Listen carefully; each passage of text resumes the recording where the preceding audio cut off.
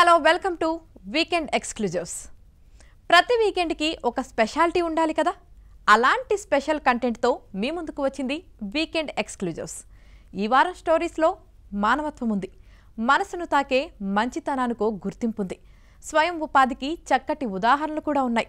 ఆలస్యం చేయకుండా కార్యక్రమంలోకి ఎంటర్ అయిపోదామా? పశ్చిమ గోదావరి జిల్లాలో మహిళలకు సరికొత్త ఉపాధి. తమిళనాడులో డిగ్రీ అన్నదాన్నే కొత్త అర్థంలో చెప్పిన కుంభకోణం డిగ్రీ కాఫీ. ఆకలితో బాధపడే వారికి కేవలం ₹1 భోజనం అందిస్తున్న కరుణా కిచెన్. తన అంగవైకల్యాన్ని పట్టించుకోకుండా మూగజీవాలకు ఆహారం అందిస్తున్న ఓ దయామయుడి కథ. టెడ్డీ బేర్ అంటే అందరికీ తెలుసు. ఈ టాయ్ అందరికీ ఇష్టమే. చూడటానికి బొద్దుగా ముద్దుగా ఉంటుంది. ఇలాంటి బ్యూటిఫుల్ టాయ్స్ని తయారు చేస్తోంది పశ్చిమ గోదావరి జిల్లాకు చెందిన ఓ కంపెనీ. ఇందులో ఒక ప్రత్యేకత కూడా ఉంది. ఆ యజమాని కేవలం మహిళలను మాత్రమే పనికి పెట్టుకొని వారికి ఉపాధి కల్పిస్తున్నారు. కష్టాల్లో ఉన్న ఎన్నో కుటుంబాలను ఆదుకుంటున్నారు. అంతేకాదు, కేవలం చేత్తో మాత్రమే తయారయ్యే ఈ టాయ్స్ సిటీకి చెందిన టెడ్డీ బేర్ చాలా ఫేమస్. మరి టాయ్స్ సిటీని ఎప్పుడు ప్రారంభించారు? అందులో ఎంతమంది పనిచేస్తున్నారు? ఉపాధి పొందుతున్న మహిళలు ఏమంటున్నారు? మీరే చూడండి.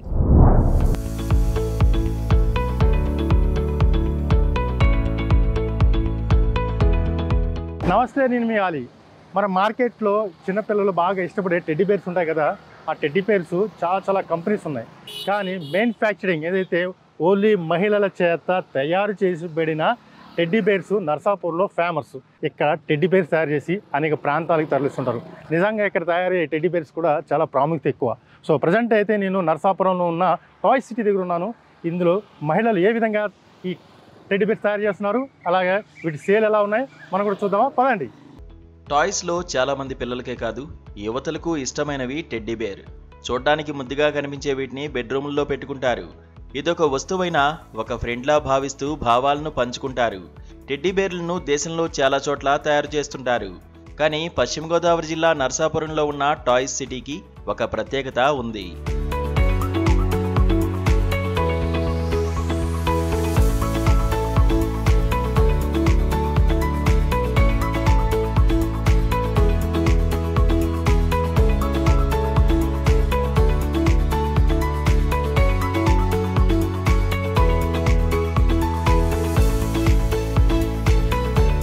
మహిళలకు ఉపాధి కల్పించాలనే మంచి ఉద్దేశంతో టాయ్స్ సిటీని ప్రారంభించారు రాధాకృష్ణ. ఈయన ఎక్స్ ఆర్మీ. 1999వ సంవత్సరంలో ఈ టాయ్స్ సిటీ మొదలైంది. అప్పటి నుంచి ఇది వందల మందికి ఉపాధి కల్పిస్తోంది. ఇక్కడ తయారయ్యే బొమ్మలు తెలుగు రాష్ట్రాలే కాకుండా దేశ విదేశాలకు ఎగుమతులవుతూ ఉంటాయి. ఇక్కడ తయారవుతున్న టెడ్డీ బేర్లు రంగురంగులతో 6 అడుగు నుంచి 5 అడుగుల ఎత్తుతో అందరినీ ఆకర్షిస్తున్నాయి.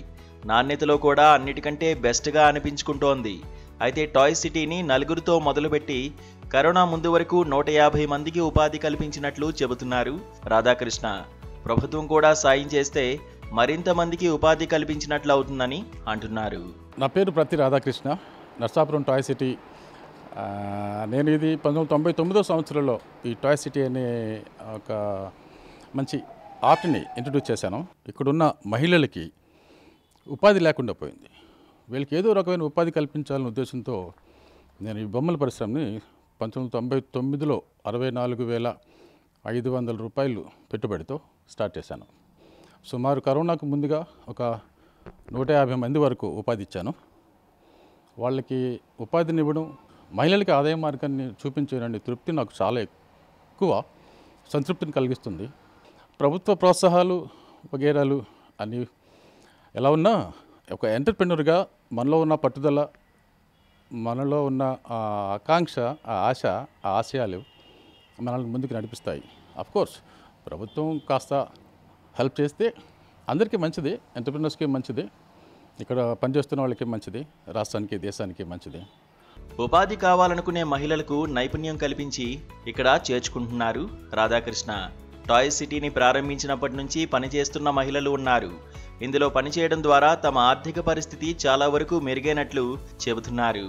ఇక తమ ఓనర్ కూడా ఏ కష్టం వచ్చినా అండగా నిలుస్తారని టాయ్స్ సిటీలో పనిచేస్తున్న మహిళలు అంటున్నారు. నేను ఈ టాయ్ సిటీకి టైలర్గా వచ్చాను ఫస్ట్. నేను ఇంటి దగ్గర నేను ఖాళీగా ఉండేదాన్ని. మా వారు ఒక జీతంతో మాకు రొటీన్ అయ్యేది కాదు. ఒక పూటే వండుకునే వాళ్ళం మేము. మా పిల్లలు చదివించడానికి కట్ట డబ్బులు సరిపోక ఏదన్నా ఉపాధి ఎక్కడన్నా దొరుకుతుందేమని చూసినట్టుగా టాయ్ సిటీలో అవకాశం ఉందని వచ్చింది. అప్పుడు నేను ఇక్కడ టాయ్ సిటీకి వచ్చిన తర్వాత టైలర్గా వచ్చానండి. అప్పుడు తర్వాత నెమ్మదిగా స్టెప్లుగా సూపర్వైజర్గా తర్వాత మేనేజర్గా అయ్యానండి. ఇప్పుడు నాకు కుటుంబ పరిస్థితి అయితే చాలా బాగుంది ఆర్థికంగా. సార్ కూడా చాలా మా స్టాఫ్ని అంటే సొంత ఫ్యామిలీ మెంబర్స్గా చూస్తారు. అందరికీ మాకు ఉపాధి కల్పించి మా కుటుంబాన్ని మాకు ఎంతో బలోపేతం చేశారు. 15 సంవత్సరాల నుంచి నాకు ఇంక ఇదే ఆధారం అండి. ఇంక బయటకు వెళ్ళి ఏం చేసుకోలేనండి, ఇక్కడే చేసుకుంటే ఇలాగొచ్చి ఇంకా సార్ గారు ఇంక అలవాటు అయిపోయి బాగానండి. ఆయన మాకు దేవుడిలాగా అలా చూసుకుంటారండి. ఆయన ఏదో ఆపద వచ్చినా గమ్మున అడ్డుపడతారండి.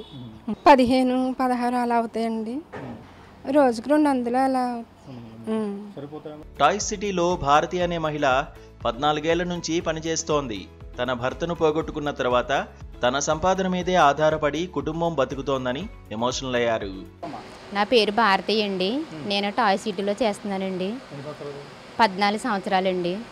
ఇక్కడ కటింగ్, స్టప్పింగ్, మిషన్ అన్నీ నేర్చుకున్నానండి. నాకైతే కుటుంబం అంతా దీని మీద ఆధారపడి ఉందండి. నా ఫ్యామిలీ, మా ఆయనగారు అయితే లేరండి. సార్ గారు కూడా చాలా మంచి ఆయనండి. నేను ఎక్కడ చేయలేక ఇక్కడే చేస్తున్నానండి. నాకు 3 అమ్మాయిలండి. పోషణ కర్మంతా ఇందులోనేనండి. ఇక్కడ వచ్చిన ఆదాయంతో కుటుంబం చేస్తున్నామండి. అలాగే ఒక 8,000 మనం ఎంత చేసుకుంటే అంతండి పీస్ వర్క్. సార్ గారు కూడా కొంచెం తక్కువగా వస్తే వేసిస్తారండి. ఇంకా అందుకని నేను ఎక్కడ ఎటు వెళ్ళలేదండి, ఇక్కడే చేస్తున్నానండి. ఇక్కడ తయారయ్యే వివిధ రకాల బొమ్మలు 50 రూపాయలు మొదలుకొని 5,000 రూపాయల వరకు పలుకుతున్నాయి. నర్సాపురంలోనే తయారు చేస్తున్నారు కాబట్టి కొందరు కస్టమైజ్డ్గా తమకు నచ్చినట్లుగా బొమ్మలను తయారు చేయించుకుంటున్నారు. చూసారు కదా ఇక్కడ మహిళలు ఏ రకంగా ఈ టెడ్డీ బేర్స్ని తయారు చేస్తున్నారో. నిజంగా ఈ టాయ్స్ అంటే చాలా చాలా ఇష్టపడుతుంటారు. అలాగే 5 రాష్ట్రాలకి ఎక్కడి నుంచే టాయ్స్ వెళ్తూ ఉంటాయి. ముఖ్య లక్షణం ఏదైతే ఇక్కడ నిర్వాహకులు ఎవరైతే రాధాకృష్ణ గారు ఉన్నారో ఆయన ఇక్కడ మహిళలకు ఉపాధి కల్పించడం కోసమే ఇక్కడ ఈ టాయ్ సిటీని నడుపుతున్నారని కూడా క్లియర్ కట్గా చెప్తున్నారు. ఆదాయం పక్కన పెట్టినా మహిళలకు మాత్రం ఉపాధిగా మాత్రం ఆయన లక్ష్యంగా ముందుకెళ్తున్నారు. అందుకనే ఈ నర్సాపురం టాయ్ సిటీలో ఈ టాయ్స్ అన్నా లేకపోతే ఈ యొక్క బొమ్మలన్నా చిన్నపిల్లలు సైతం పెద్దలు సైతం చాలా ఇష్టపడుతూ ఉంటారు. మరో మంచి ఎపిసోడ్తో మళ్ళీ మీ ముందుకు వస్తాను. కెమెరామెన్ మహితో ఆలీ, నర్సాపురం నుంచి.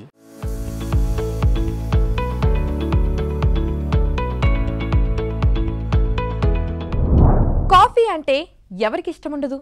అలా మార్నింగ్ టైంలో కానీ ఈవినింగ్ టైంలో కానీ ఒక్క కాఫీ తాగితే వచ్చే ఫ్రెష్నెస్ మరోలా ఉంటుంది. మనకు ఎన్నో రకాల కాఫీలు అందుబాటులో ఉన్నాయి. ప్రాంతాలను బట్టి స్పెషాలిటీస్ కూడా ఉంటాయి. అలాగే తమిళనాడులోని కుంభకోణంలో కూడా ఒక సరికొత్త కాఫీ ఉంది. అదే కుంభకోణం డిగ్రీ కాఫీ. చదువుకు సంబంధించిన పేరు కాఫీకి ఎలా వచ్చిందని చాలామంది సందేహపడుతుంటారు. దీని వెనుక కారణం లేకపోలేదు. అసలు కుంభకోణం డిగ్రీ కాఫీ అనే పేరు ఎలా వచ్చింది? దీని టేస్ట్ ఎలా ఉంటుంది? తెలుసుకోవాలంటే ఈ స్టోరీని చూసేయండి.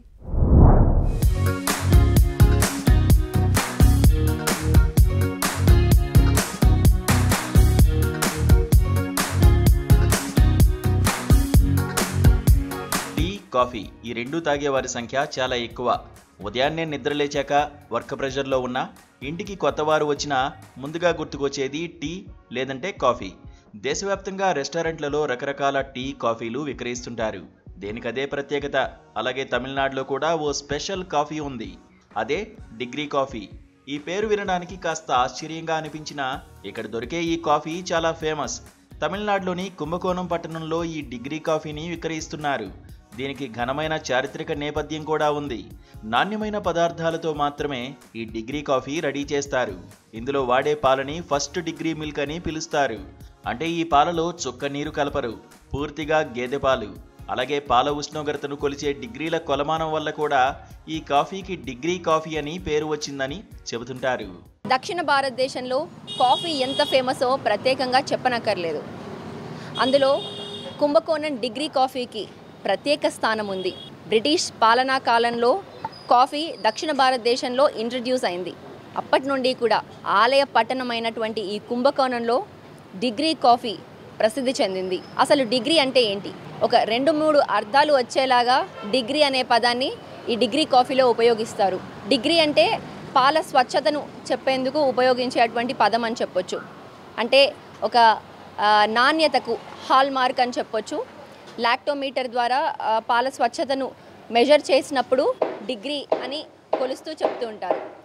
గేదె పాలు లేదా నీరు కల్పని పాలు, స్వచ్ఛమైన పాలు ఉపయోగించినప్పుడు డిగ్రీ కాఫీ అని చెప్తుంటారు. ఇక మరో అర్థం డికాషన్, అలాగే పాలను ఇలా 90 డిగ్రీస్లో ఫ్రాతింగ్ కోసం చేసినప్పుడు దాన్ని కూడా డిగ్రీ అని అంటుంటారు, డిగ్రీ కాఫీ అని అంటుంటారు. ఇక మరో అర్థం ఏంటి అంటే ఫస్ట్ డికాషన్, అంటే ఫ్రెష్ బీన్స్ నుంచి వచ్చినటువంటి పౌడర్లో నుంచి తీసినటువంటి ఫ్రెష్ డికాషన్ని, ఫస్ట్ డికాషన్ని డిగ్రీ అని కూడా మెజర్ చేస్తుంటారు. అలా ఈ డిగ్రీకి 2-3 అర్థాలు వచ్చేలాగా చెప్తుంటారు. స్వచ్ఛమైన, నాణ్యమైన రోబస్టా అలాగే అరబికా కాఫీ బీన్స్ నుంచి అవి గ్రైండ్ చేసి వాటిలో నుంచి అవి వచ్చిన పౌడర్లో కాస్త పర్సంటేజ్ని చకోరి యాడ్ చేసి ఆ తర్వాత వేడి నీళ్ళు పోసి సాంప్రదాయమైనటువంటి ఫిల్టర్ పద్ధతి ద్వారా, అంటే కాఫీ ఫిల్టర్ చేసేందుకు ఉపయోగించే ఒక డబరాలో డికాషన్ తీసి వేడి నీళ్లు పోసి అందులో నుంచి వచ్చే ఆవిరిని పర్క్యులేట్ చేసి తీసినటువంటి డికాషన్ని స్వచ్ఛమైన పాలలో కలిపి ఎటువంటి నీళ్లు యాడ్ చేయకుండా నురుగు వచ్చే వరకు, ఫ్రాతింగ్ వచ్చే వరకు పాలని అలాగే డికాషన్ని అటు ఇటు కలిపి చక్కెర యాడ్ చేసి ఇచ్చేటువంటి ఈ సౌత్ ఇండియన్ ఫిల్టర్ కాఫీ భారతదేశంలోనే కాదు ఇతర దేశాలలో కూడా ఎంతో ఫేమస్ అని చెప్పొచ్చు. ఈ కుంభకోణం డిగ్రీ కాఫీ అనేది కేవలం కాఫీ మాత్రమే కాదు, సాంప్రదాయం, అలాగే మన పూర్వీకులు ఆథెంటిక్గా సాంప్రదాయ విధంగా మనకి ఇచ్చినటువంటి ఒక సంపద అని చెప్పొచ్చు. డిగ్రీ కాఫీ షాపు 40 ఏళ్లుగా కుంభకోణంలో ఉందని నిర్వాహకులు చెబుతున్నారు. డిగ్రీ టేస్ట్ వెనుక ఓ సీక్రెట్ ఉందని, ఒక పర్టికులర్ రేషియోలో పాలు డికాషన్ కలపాలని, దానివల్లే మంచి రుచి వస్తుందని అంటున్నారు. సంవత్సరాల నుంచి డిగ్రీ కాఫీ షాపు కుంభకోణంలో ఉంది. ఇప్పుడంటే ప్యాకెట్ పాలు వచ్చాయి, కానీ అప్పట్లో కేవలం ఆవు, గేదె పాలు మాత్రమే ఉండేవి. ఆ స్వచ్ఛమైన పాలను మాత్రమే వాడి ఈ కాఫీ తయారు చేయడం ప్రారంభించారు. ప్రత్యేకమైన డిగ్రీ సెల్సియస్ వరకు పాలను వేడి చేసి, అలాగే వేడి చేసిన నీటిని కలిపి కాఫీని తయారు చేస్తాం. అప్పుడే ప్రత్యేకమైన రుచి వస్తుంది. కాఫీని తయారు చేసే సమయంలో పాలు వేడి ఉండాలి, అలాగే టీ కేస్ కూడా వేడిగా ఉండాలి. రెండూ వేడిగా ఉంటేనే మంచి రుచి వస్తుంది. నేను షాప్ ప్రారంభించిన తర్వాతే నాకు ఈ విషయాలు తెలిసాయి. అంతేకాదు, కాఫీ సరిగ్గా మిక్స్ చేసినప్పుడే మంచి రుచి వస్తుంది. 80-20 లేదా 90-10 రేషియోలో మిక్స్ చేయడం వల్ల కాఫీ రుచి పెరుగుతుంది. అలాంటి కాఫీ తాగినప్పుడు మెదడు ట్యూన్ అవుతుందని ఆర్టికల్లో చదివాను. ట్యూన్ பண்ணும்போது நமக்கே தெரியாது ஒரு பூஸ்டப்பாக இருக்கும் அப்படிங்கிற மாதிரி அது ஒரு ஆர்டிக்கல் படித்தேன். எனக்கு தெரிந்த விஷயம் தான். இன்னொன்று குறிப்பிட்ட அந்த விஷயம் கடைகளை ஆரம்பித்ததுக்கப்புறம், காஃபியை ஆரம்பித்ததுக்கப்புறம் இன்னும் நிறையா தெரிஞ்சுக்கணுன்னு தான் நான் ஆசைப்பட்றேன். அது விஷயங்கள்லாம் உங்கள் மூலியமாக இன்னும் நிறைய தெரிஞ்சுக்கிட்டா ரொம்ப சந்தோஷப்படும். డిగ్రీ కాఫీని తాగేందుకు నిత్యం ఎంతో మంది వస్తుంటారు. ప్రతి సిప్ మధురానుభూతిని ఇస్తుందని అంటున్నారు. ఇది కేవలం కాఫీ మాత్రమే కాదు, దక్షిణ భారతీయ ఆతిథ్యానికి నిలువెత్తు నిదర్శనం. ఎంతో నిబద్ధతతో మెటిక్యులస్గా డికాషన్, పాలు, షుగర్ కరెక్ట్ రేషియోలో ఉండేలాగా చూసుకొని, పాల టెంపరేచర్, డికాషన్ టెంపరేచర్ కూడా కరెక్ట్గా ఉండేలాగా చాలా కరెక్ట్గా క్యాలిక్యులేట్ చేసేటువంటి ఈ కుంభకోణం డిగ్రీ కాఫీ వరల్డ్ ఫేమస్ అని చెప్పొచ్చు. ఇది మన పూర్వీకులు మనకిచ్చేటువంటి ఒక సంపద అని చెప్పొచ్చు. ఎంతో మందికి అడిక్టివ్ అని చెప్పొచ్చు, లేదా ఒక సేద తీరేందుకు, రిలాక్స్ చేసేందుకు తాగేటువంటి ఒక ట్రెడిషనల్ డ్రింక్ అని చెప్పొచ్చు.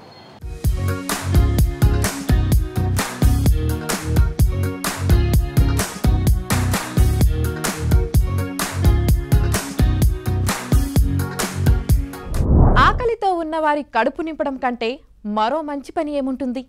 ఇదే ఆలోచనతో ఓ వ్యక్తి అన్నదానం చేయడం మొదలుపెట్టాడు.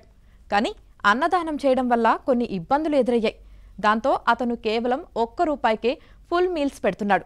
కార్మికులు చిన్న చిన్న పనులు చేసుకునే వారి ఆకలి తీరుస్తున్నాడు. ఎవరూ ఆకలితో బాధపడొద్దనే ఆలోచన నుంచి కరుణా కిచెన్ పుట్టిందని అంటున్నాడు. ఈ కిచెన్ మరెక్కడో కాదు, మన సికింద్రాబాద్లోనే ఉంది. మరి అన్నదానం పెట్టే ఆలోచనను విరమించుకొని హోటల్ ఎందుకు పెట్టారు? ₹1 ఎలాంటి ఫుడ్ అందిస్తున్నారు? కస్టమర్లు ఏమంటున్నారు? ఇవన్నీ తెలుసుకోవాలంటే ఈ స్టోరీ చూసేయండి.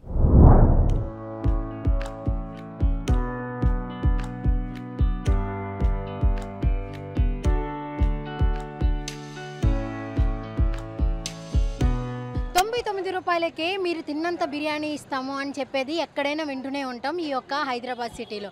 అలాంటిది ఆ మిగిలిపోయిన ₹1తో మీ కడుపు నిండా భోజనం పెడతామంటున్నారు ఈ యొక్క కరుణా కిచెన్. మరి ₹1తో ఫుల్ మీల్స్ పెట్టడం ఏంటి? అన్ని దానాలలో కన్నా అన్నదానం గొప్పది అంటారు. అలాంటి ఒక దానానికి సరిపడా అంటే కేవలం ₹1తో మాత్రమే ఈ యొక్క విశాలమైన హైదరాబాద్ సిటీలో ₹1కి ఏ మాత్రం రాదు. కానీ మీ కడుపు నిండా మీ ఆకలిని తీర్చడానికి మేము ఒక ఆశగా పెట్టుకున్నాం, ఆశయంగా మార్చుకున్నాం అంటున్నారు ఈ యొక్క కరుణా కిచెన్. మరి వీళ్ళ యొక్క ఆశయం ఏంటి, వీళ్ళ యొక్క ధ్యేయం ఏంటి, ఉద్దేశం ఏంటో వాళ్ళని అడిగి తెలుసుకుందాం పదండి. కడుపు నిండా భోజనం దొరకని వారు చాలా మందే ఉంటారు. ముఖ్యంగా భాగ్యనగరంలో ప్రతి చోట రోడ్ల పక్కన దిక్కు లేకుండా పడుకుని ఉన్న వాళ్లను చూస్తూనే ఉంటాం. వారికి తినేందుకు తిండుండదు.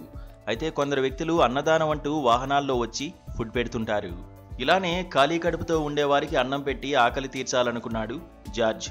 కానీ అతనికి భిన్నమైన పరిస్థితులు ఏర్పడ్డాయి. చివరకు మంచి ఉపాయం ఆలోచించి కేవలం ₹1కి ఫుల్ మీల్స్ను అందిస్తున్నాడు. సికింద్రాబాద్లోని మనోహర్ టాకీస్ వద్ద జార్జ్ అనే వ్యక్తి కరుణా కిచెన్ పేరుతో పేదల ఆకలి తీరుస్తున్నాడు.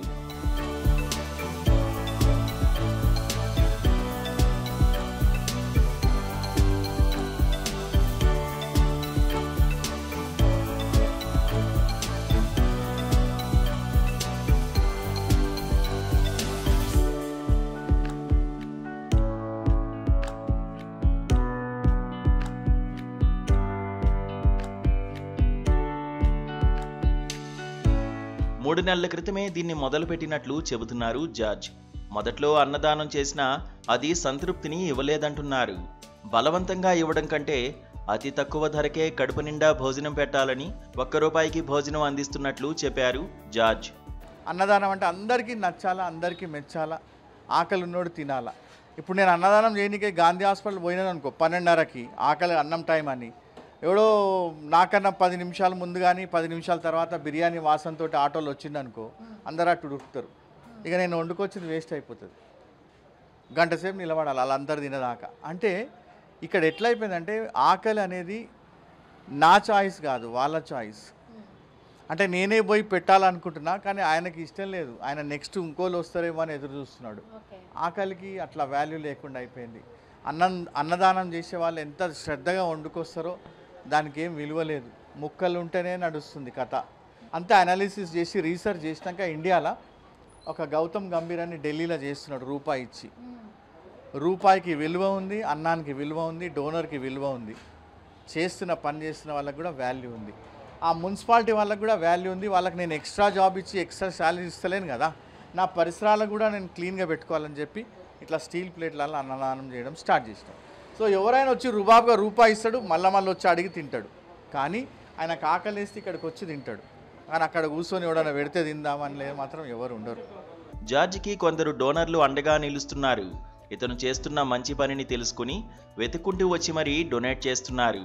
ఆకలితో ఉన్నవారి కడుపు నింపేందుకు తోడ్పాటు అందిస్తున్నారు. ఈ మంచి పనిలో ముఖ్య పాత్ర తమది కాదని జార్జ్దే అని అంటున్నారు. When I saw George in the TV, I said, he is doing a great job. At least let me contribute. కనీసం నా ఒక ఉడత లెక్క ఏదో చేద్దాం అని చెప్పి ఒక తపన. Is doing a great job. George, I have to thank you. ఇలాంటి వ్యక్తులకి మనం ప్రోత్సహించాలి. పూర్వంలో మనం చేసేవాళ్ళం, ఈ కాలంలో నువ్వేంటి నాకేం ఇస్తావు, మీ ఇంటికి వస్తే నాకేం పెడతావు, ఆ టైప్లో వచ్చేస్తాం మేము. That is wrong. కానీ ఒకటి మీ అందరికీ whoever is your viewers, I just request them, please promote such people who are doing a noble cause. ₹1కే మంచి భోజనం అందిస్తున్నారని సంతోషంగా ఉన్నట్లు చెబుతున్నారు కరుణా కిచెన్లో భోజనం చేస్తున్నవారు. కొందరు ఈ హోటల్ స్టార్ట్ చేసినప్పటి నుంచి తింటుంటే ఇంకొందరు కొత్తవారు కూడా ఇదే అంటున్నారు. కడుపు నిండా భోజనం పెడుతున్న వీళ్లు అందరికీ ఆదర్శమని చెబుతున్నారు. నేను ఈరోజు వచ్చా. మంచిగా ఉందా కానీ మజ్జిగ వేయలేదు కానీ పెరుగు ప్యాకెట్ పక్కన తెచ్చుకున్నా. ₹1 ఇస్తున్నారు కదా అని నాసి రకం ఫుడ్ ఏమైనా పెడుతున్నారా? ఏది కదా బాగానే ఉందిలే ఫుడ్. ₹1 ఫుడ్ ఎవరో పెట్టరు కదా, మంచిగానే ఉంది. అన్నీ మంచిగా ఉంటాయి, అన్నీ మంచిగా ఉంటాయి. ఎప్పటి నుండి తింటున్నారు? ఇప్పుడు దుకాణం పెట్టినప్పుడు వాళ్ళు హోటల్ పెట్టినప్పుడే తింటున్నాం. మస్తు ఉంటుంది, నాకేం లేదు బాధ. అందరికీ సేవ, అందరికి మంచిగా ఉంది. మీకు అది ఎలా అనిపిస్తుంది? అంటే వాళ్ళు స్టార్ట్ చేయడం మంచిగా అనిపిస్తుందా లేకపోతే? చాలా మంచిది అది. లేనోనికి అన్నం తింటారు కదా, మంచిగా ఉంటారు. రూపాయికి అన్నం తింటారు కదా, మంచిగా ఉంటారు వాళ్ళు. ఓవరాల్గా టేస్ట్ ఎలా ఉంది? బాగుంటుంది, అట్లేం లేదు, మస్తు ఉంటుంది, సూపర్. వెరైటీలు పెడతారా? మంచిగా పప్పు కర్రీ అన్నీ మంచిగా ఉంటుంది. అట్లా ఐటెం ఏం లేదు, మంచిగా ఉంటాయి ఐటెంలో. ₹1 ఏం పెడతారు? ఒక్కొక్కటి 4 ప్లేట్ 3 ప్లేట్లు తింటారు. ఇలాంటి వ్యక్తులను చాలా అరుదుగా చూస్తుంటాం. జార్జు మొదలుపెట్టిన ఈ కార్యక్రమం నగరంలో మరిన్ని చోట్ల ఏర్పాటు కావాలని, ఎవరు ఆకలితో అలమటించకుండా ఉండాలని కోరుకుందాం. అన్ని దానాల్లో అన్నదానం గొప్పది, కానీ ఫ్రీగా వస్తే వాళ్ళు ఏ మాత్రం విలువ చేయట్లేదు. నాకు మీరు డొనేట్ చేస్తే నేను ప్రతి ఒక్కరికి ఆకలి తీరుస్తాను, ఏ ఒక్క కలర్ని నేను చూడను, కలర్లో ఉన్న ఆకలిని మాత్రమే నేను చూస్తాను అని చెప్తున్నారు జార్జి గారు. సో కుల మతాలకి విభేదాలు ఏమీ లేకుండా ఇక్కడ ప్రతి ఒక్కరు ఆకలి తీరుస్తున్నాము. మీకు గనక మీకు మీరుగా ఏమైనా చేయాలనుకుంటే మీరు స్టార్ట్ చేయండి. మీరు కూడా ₹1 అన్నం పెట్టడం లాంటివి, క్యాంటీన్ లాంటివి స్టార్ట్ చేయండి. ₹5 క్యాంటీనే అంత ఫేమస్ అయితే ₹1తో అందరికీ ఒక ఆకలిని తీరుస్తున్న ఈ యొక్క కరుణ కిచెన్ కూడా మనం అందరం కూడా ప్రమోట్ చేద్దాం. ఇలాంటి వాళ్ళు ఇంకా సమాజానికి కావాలి. పేదరికం అంతరించిపోవాలంటే వీళ్ళందరూ కూడా ఇంకాస్త మనం ప్రమోట్ చేసి ప్రతి ఒక్కరి ఆకలి తీర్చడానికి దోహదపడదాం.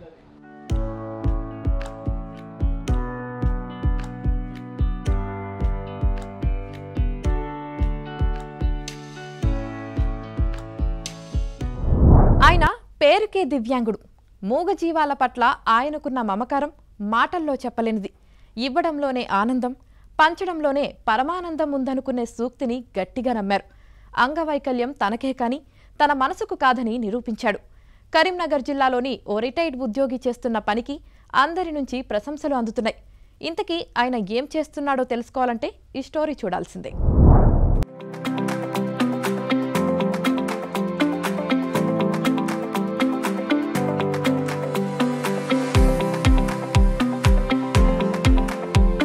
ఇదిగో ఇతని పేరు శ్రీరాముల సత్యనారాయణ.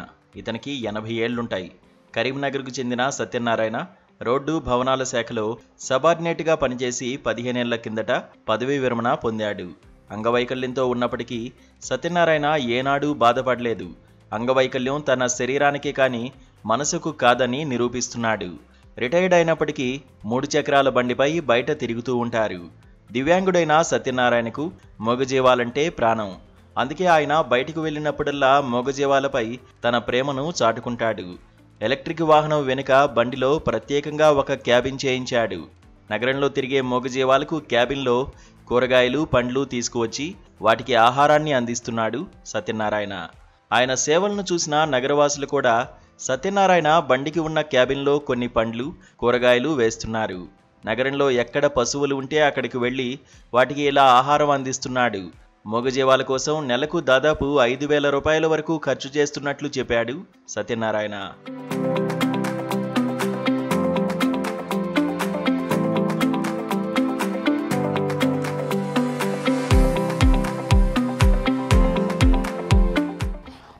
నేను ఆర్ఎండ్బి ఆఫీసులో సబార్డినేట్గా చేసి రిటైర్డ్ అయినా.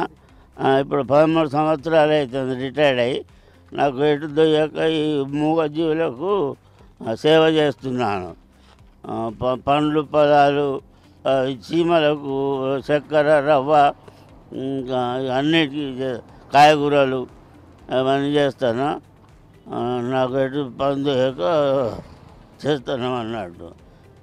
నేను 78 సంవత్సరాలు నాకు. ఇంకేం చెప్పాలి? నేను సబార్డినేట్ అటెండర్ చేసి రిటైర్డ్ అయినా. మన నాన్న పేరు దుర్గయ్య, నా పేరు, మా అమ్మ పేరు లలితమ్మ. కొడుకు నేను. ఏవో దేవుడు పుట్టించాడు. పండ్ల దుకాణాలు అది వాళ్ళు కొన్ని పైసలు తీసుకొని ఇస్తారు, కొందరు పట్టుకొని చేస్తాను సేవ చేస్తాడని ఇస్తారు అన్నట్టు వాళ్ళు. వేస్తా ఆవులకి వేస్తా, చిన్న ముక్కలు చేసి ఆవులకి వేస్తా. వాటర్ మిలన్, కర్బూజా, అరటి పండ్లు, ద్రాక్ష పండ్లు, సపోటా, ఇంకా ఇది అన్నీ. సాయిబాబా గుడి, విద్యానగరు, మంకమ్మ తోట, జ్యోతి నగరు, ఇటేమో డ్యామ్ దిక్కు వచ్చి చీమలకు వీటికి చక్కెర వేస్తా. ఆ పిట్టలకు వడ్లు కూడా వస్తా కొన్ని. పక్షులకు ఏమో సంతోషం అనిపిస్తుంది. నేను చిన్నప్పుడు బాగా కష్టపడి చేసిన, అందుకే నాకు ఇట్లా చేయబుద్దే. ఇది మా 10 ఏళ్ళ పిల్లల నుంచి నేను పనిచేస్తాను. నేను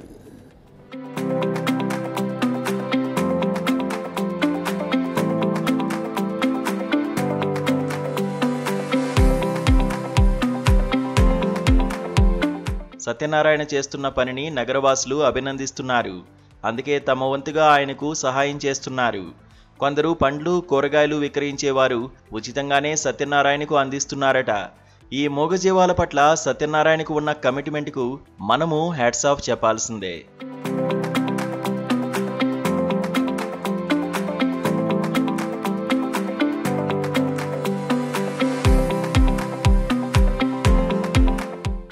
చూశారు కదా, ఇది ఈ వారం వీకెండ్ ఎక్స్క్లూజివ్స్.